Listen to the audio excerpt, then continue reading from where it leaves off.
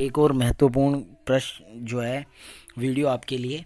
और ये वीडियो जो है आपका मॉडल पेपर होगा। जो चैप्टर्स जो मैंने अभी तक डाले हैं उन चैप्टर्स से जो है रिलेटेड है। तो इसमें देखते हैं अपन कौन कौन से जो है महत्वपूर्ण प्रश्न है और किस प्रकार से हैं। तो आइए और शुरुआत करते हैं अपन वीडियो की।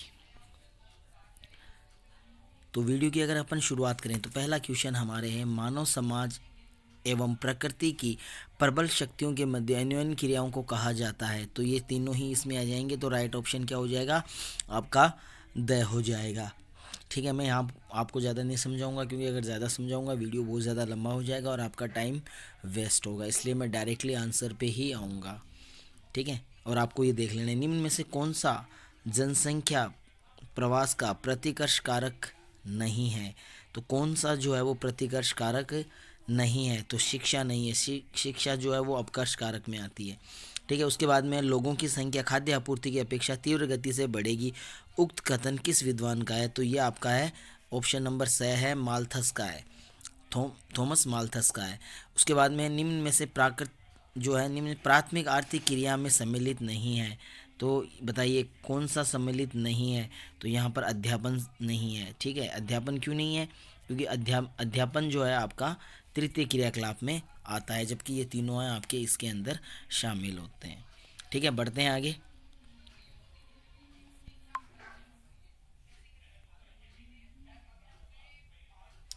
नेक्स्ट है, विनिर्माण की सबसे छोटी इकाई है। तो विनिर्माण की सबसे छोटी इकाई है वो कुटीर उद्योग है। ठीक है, उसके बाद में छठा क्वेश्चन अपना आता है, तृतीय क्रियाकलाप संबंधित है। तो तृतीय क्रियाकलाप जो है वो किससे संबंधित है? तो यहाँ पर सेवा सेक्टर से संबंधित है। ठीक है, यहाँ पर देखो उपयोग सभी भी दिया हुआ है, लेकिन ये कृषि और विनिर्माण है वो तृतीय व्यवसाय में नहीं आते हैं। तो इस कारण जो है हर बार जो है आपका जो राइट आंसर है वो उपयोग सभी नहीं होता है। मैंने आपको ऐसा पहले भी बताया, तो यहाँ पर आप देख सकते हो। उसके बाद में है क्वेश्चन नंबर 7, स्वेज नहर निम्न में से किसको जोड़ती है? तो स्वेज नहर है वो किससे किसको जोड़ती है? तो राइट ऑप्शन आपका हो जाएगा ए, लाल सागर तथा भूमध्य सागर को जोड़ती है। उसके बाद में है 8 का, विश्व व्यापार संगठन का मुख्यालय स्थित है। तो विश्व व्यापार संगठन का मुख्यालय है वो जिनेवा में स्थित है, स्विट्जरलैंड। ठीक है, बढ़ते हैं आगे।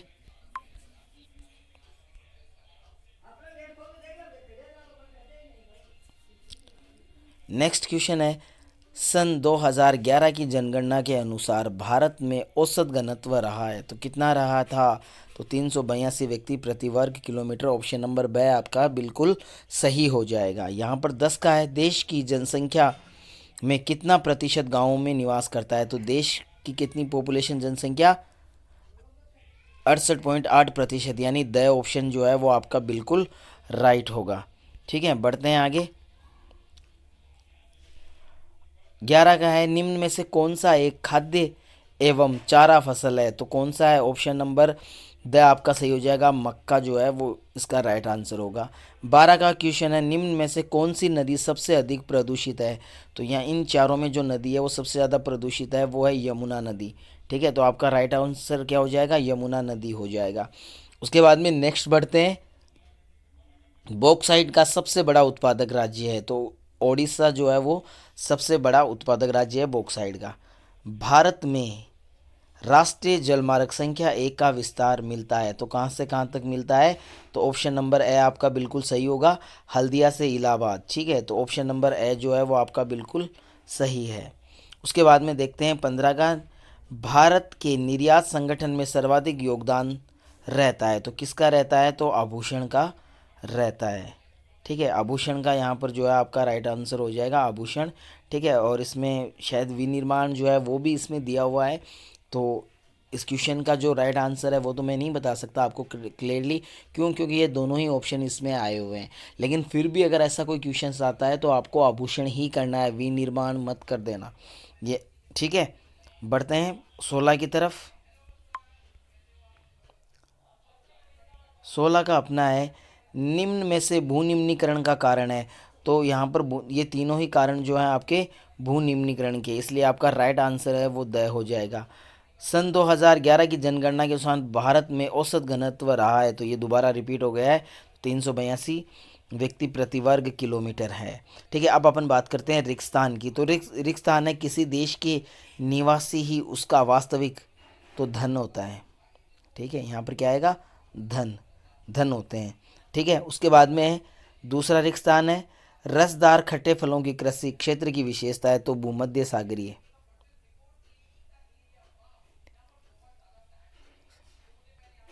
ठीक है, तो भूमध्य सागरीय जो क्षेत्र है उसकी विशेषता है क्या, क्या है आपका, वो है खट्टे व रसदार फलों की जो है। उसके बाद में तीसरा है विनिर्माण से आशय किसी वस्तु का तो रूप परिवर्तन करना। ठीक है, रूप परिवर्तन, रूप परिवर्तन करना है। ठीक है, विनिर्माण का आशय यही है किसी वस्तु का जो है, या यहाँ पर निर्माण भी आप लिख सकते हो। ठीक है, यहाँ पर जो है रूप परिवर्तन की जगह आप क्या लिख सकते हो, निर्माण भी लिख सकते हो, क्योंकि विनिर्माण का जो अर्थ है वो वस्तु के निर्माण से भी होता है। ठीक है, तो आप यहाँ पर दोनों ही ऑप्शन आपके जो हैं वो हैं निर्माण से आशय किसी वस्तु का जो है आशय उत्पादन से। ठीक है, यहाँ पर इसको छोड़ दो, आप उत्पादन ही कर लो। ठीक है, मैं थोड़ा सा कंफ्यूज हूँ, तो उत्पादन। ठीक है, उत्पादन यहाँ पर आपका राइट आंसर हो जाएगा। चौथा क्वेश्चन रिक्स्थान है तृतीय क्रिया सेक्टर से संबंधित है तो सेवा सेक्टर से।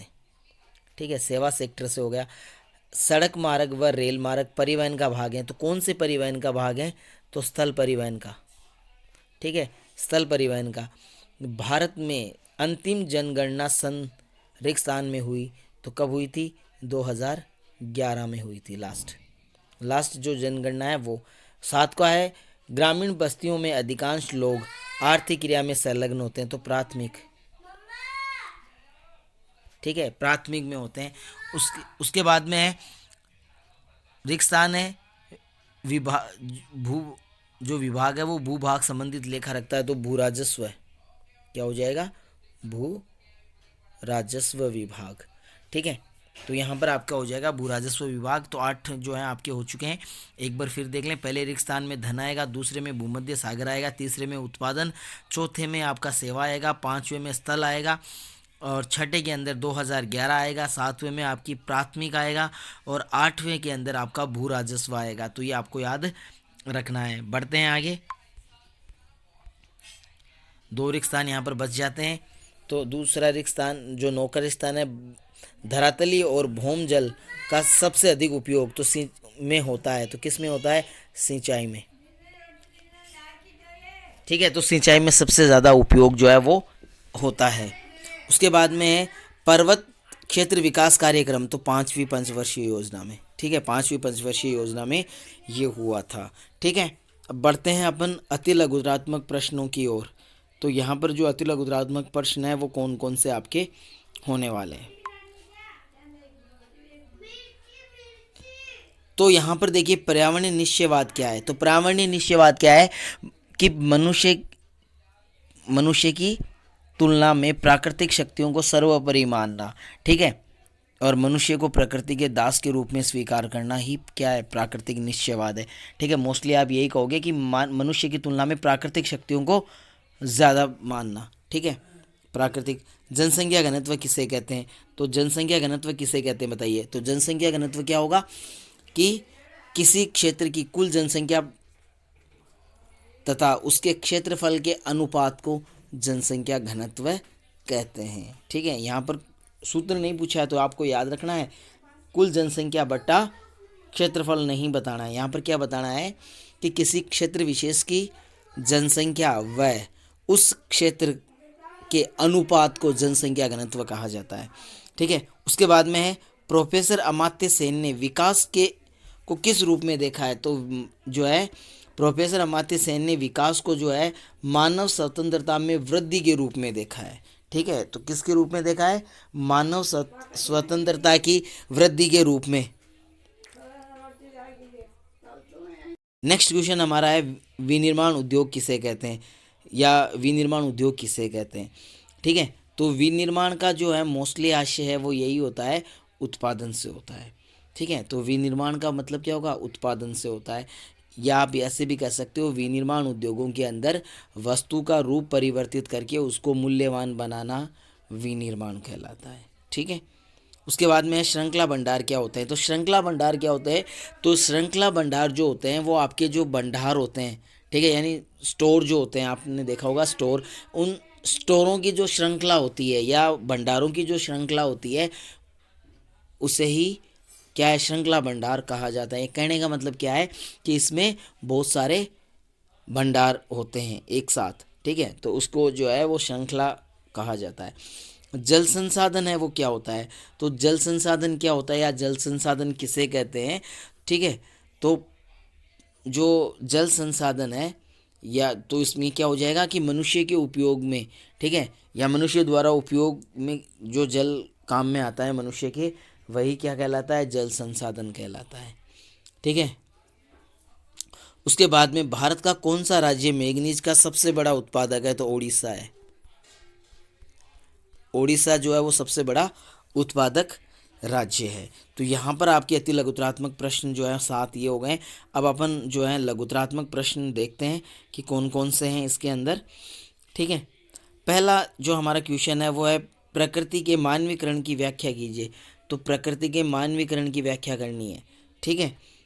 तो ये किसके अकॉर्डिंग होगा, आपके संभववाद के अकॉर्डिंग होगा। ठीक है। प्रकृति को मानव रूप के अनुसार देखा गया है। ठीक है। यानी आज जो अपन देखते हैं तो मनुष्य की जो छाप है वो प्रकृति पर हर जगह देखने को मिलती है। ठीक है। मनुष्य ने प्रकृति के ऊपर जो है विजय प्राप्त की है। ठीक है। और मनुष्य ने प्रकृति को अपने अनुसार ढाला है। ठीक है। यही आपका क्या है, प्राकृत जो है प्रकृति का मानवीयकरण है। बाकी का आप डिटेल में देख सकते हैं, क्योंकि ये अति लघुतरात्मक जो मैंने आपको बताया वो अति लघुतरात्मक का जो आंसर हो सकता है, लघुतरात्मक का नहीं हो सकता। तो आपको ये आसानी से मिल जाएगा, तो आप वहाँ पर इसको और जो है आप देख सकते हैं। ठीक है। बढ़ते हैं नेक्स्ट क्वेश्चन की ओर। नेक्स्ट क्वेश्चन की बात करें तो विश्व में जनसंख्या वितरण घनत्व को प्रभावित करने वाले 2 भौगोलिक कारकों का संक्षिप्त में वर्णन कीजिए। तो मैंने आपको पहले भी बताया था पिछले वाली वीडियो में जो जनसंख्या से रिलेटेड थी, तो मैंने आपको कहा था कि जनसंख्या घनत्व और जनसंख्या वितरण, ठीक है, इन दोनों को सेम ही कारक प्रभावित करते हैं। ठीक है भाई, देखो अगर जनसंख्या वितरण प्रभावित होगा तो जनसंख्या घनत्व जो है वो अपने आप प्रभावित होगा, क्योंकि अगर जनसंख्या वितरण ही नहीं होगा किसी क्षेत्र विशेष में तो वहाँ जनसंख्या घनत्व भी नहीं बढ़ सकता। एग्जाम्पल के लिए जैसे मान लो उत्तरी ध्रुव की अगर अपन बात करें तो उत्तरी ध्रुव पर जनसंख्या वितरण ही नहीं है तो वहाँ घनत्व कहाँ से आएगा। ठीक है। तो ये दोनों क्या होते हैं, इन दोनों को सेम कारक जो है वो करते हैं। अब यहाँ पर हमें कारक पूछा है भौतिक कारक, तो भौतिक कारक है तो भौतिक कारक बहुत सारे हैं। ठीक है। तो इसमें हमें 2 के बारे में बताना है, जैसे जल की उपलब्धता। ठीक है। ज़्यादा जनसंख्या है उसका मतलब ज़्यादा घनत्व और ज़्यादा जनसंख्या फैलाव उसी क्षेत्रों में पाया जाएगा जहाँ पर जल जो है आसानी से उपलब्ध हो जाता है। ठीक है, ये कारण हो गया। दूसरा कारण है जलवायु। ठीक है। जलवायु का जो है वो जनसंख्या वितरण और घनत्व पर काफ़ी ज़्यादा प्रभाव पड़ता है, क्योंकि मनुष्य जो है ऐसी जलवायु में नहीं रह सकता जो जलवायु उसके प्रतिकूल हो। ठीक है। तो ऐसी जलवायु में मनुष्य नहीं रह सकता जो मनुष्य के प्रतिकूल हो।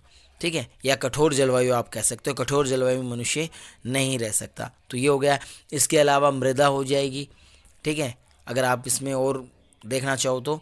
ठीक है, मृदा आपका हो जाती है। इसके अलावा आपका जो है धरातल हो जाता है। ठीक है। तो ऐसे और भी कारण हैं, तो इसमें आपको जो है 2 कारण पूछे। उसके बाद में तीसरा क्वेश्चन है विनिर्माण उद्योग की 3 विशेषताएं लिखें। तो विनिर्माण उद्योग की जो 3 विशेषताएं हैं वो आपको बतानी है। तो विनिर्माण उद्योग जो हैं उनकी काफ़ी विशेषताएं हैं। ठीक है। तो विनिर्माण उद्योग की पहली विशेषता क्या हो जाएगी, वस्तु के रूप में परिवर्तन करना। ठीक है, ये इसकी सबसे बड़ी विशेषता होती है।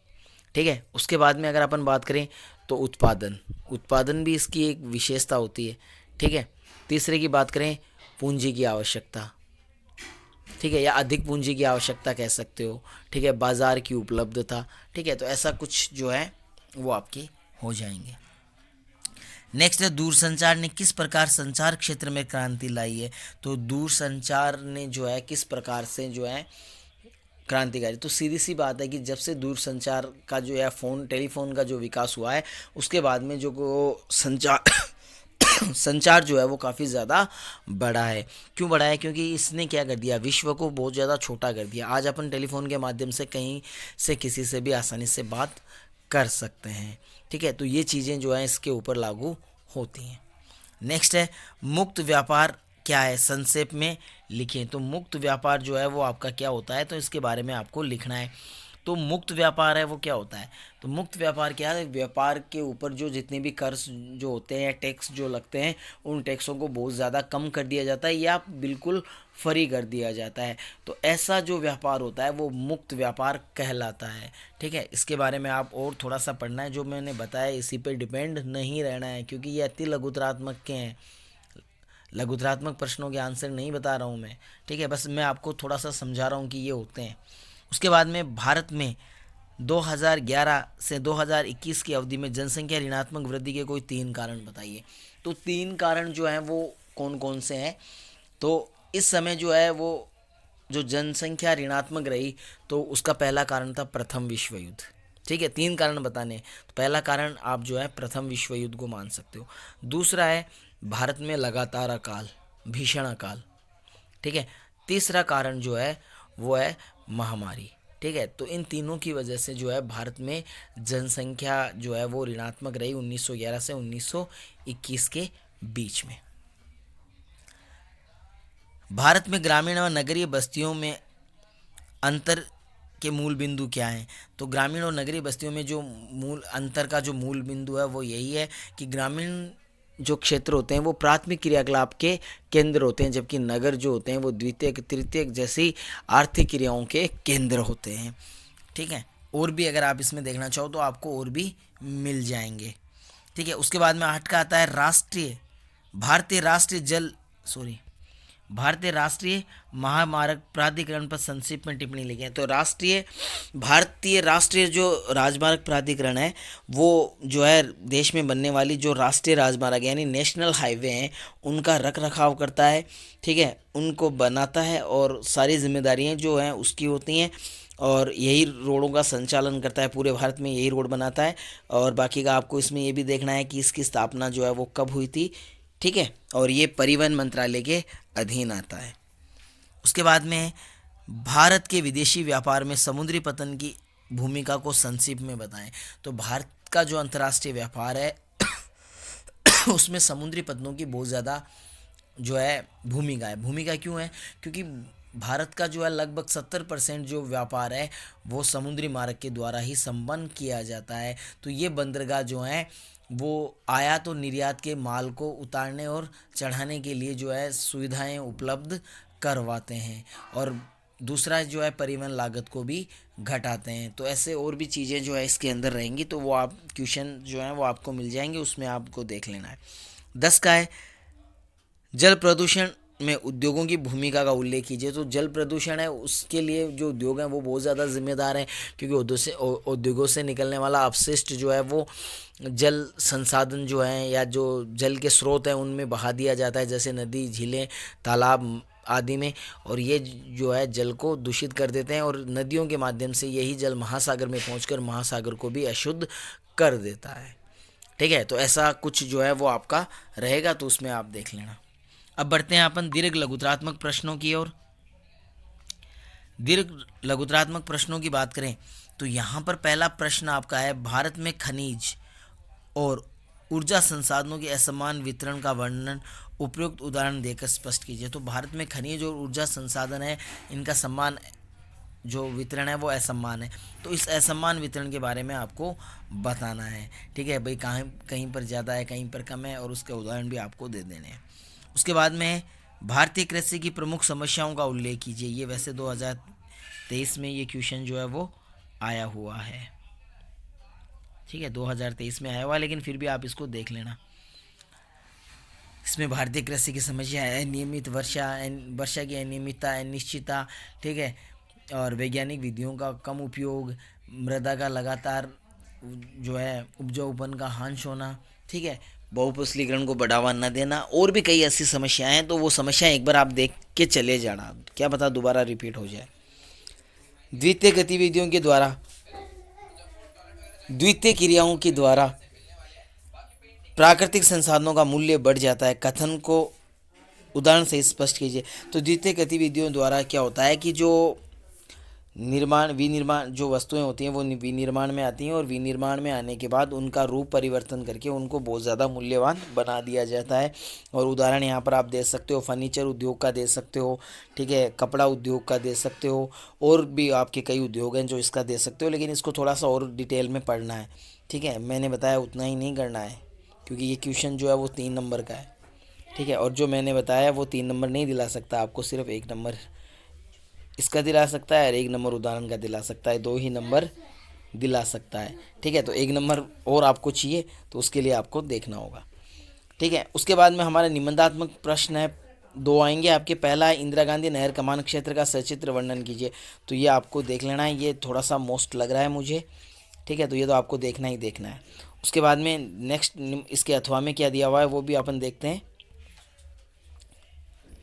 इसके अथवा में दिया हुआ है, भारत में जल संरक्षण और प्रबंधन क्यों आवश्यक है। जल प्रदूषण की समस्या के निवारण के संदर्भ में सरकारी प्रयासों का उल्लेख कीजिए। तो भारत में जो जल संरक्षण और प्रबंधन है वो क्यों आवश्यक है, क्योंकि भारत में जल की कमी है और भारत की पॉपुलेशन भी बहुत तेज़ गति से बढ़ रही है। तो ये समस्या आगे चल के और विकराल रूप ले सकती है, इसलिए जो जल का संरक्षण है और प्रबंधन है वो आवश्यक है। और जल जो है वो एक बहुमूल्य पदार्थ भी है और इसकी मात्रा है वो भी कम है। ठीक है, तो ये कारण है कुछ। उसके बाद में जल प्रदूषण की समस्या के निवारण के लिए सरकार क्या क्या प्रयास कर रही है, तो वो यहाँ पर आपको लिख देना है। दूसरा निबंधात्मक है, भारतीय कृषि के प्रमुख प्रकारों का वर्णन कीजिए। तो भारत की कृषि के जो प्रकार हैं वो कितने हैं आपके। ठीक है, तो जितने भी प्रकार हैं आपके वो आप देख लेना। उसके बाद में मैप की बात करें तो मैप में भारत के मानचित्र में निम्न सॉफ्टवेयर पार्कों को प्रदर्शित कीजिए। नोएडा, पुणे, बेंगलुरु, हैदराबाद। ठीक है, इसके लिए मैं आपको जो है अलग से वीडियो डाल दूंगा जो मैप से रिलेटेड है वो, तो वो आप यहाँ पर देख लेंगे। तो यहाँ पर मैं थोड़ा सा आपको बताता हूँ, नोएडा जो है वो कहाँ भारत की टिक करोगे, तो नोएडा जो है वो दिल्ली के निकट है। ठीक है, यूपी में है और दिल्ली के निकट है। ठीक है, तो आपको जो अगर दिल्ली पता है तो दिल्ली के जो आपका पूर्व वाला हिस्सा रहेगा उसके साइड में आपको जो है नोएडा करना है। पुणे की बात करें तो पुणे महाराष्ट्र में। ठीक है, मुंबई से ठीक नीचे वाली साइड जो है अंदर की तरफ वहाँ पर आएगा। बेंगलुरु आपको पता ही है, ठीक है, और हैदराबाद पता ही है। बेंगलुरु कर्नाटका में है और हैदराबाद जो है वो आपका तेलंगाना की राजधानी है। फिर विश्व के मैप में है, हवाई पतन को अंकित करवाया गया है। तो शिकागो जो है वो यूएस में है, मास्को है वो रूस में है, केप टाउन दक्षिणी अफ्रीका में है। ठीक है, और न्यूयॉर्क भी आपका यूएसए में है। ठीक है, तो ये आपको मैंने बताए हुए हैं, अगर नहीं भी याद हैं तो मैं दोबारा आपको बता दूंगा। ठीक है, इस मॉडल पेपर में बस इतना ही। नेक्स्ट मॉडल पेपर में फिर से मुलाकात होगी, तब तक के लिए नमस्कार, धन्यवाद।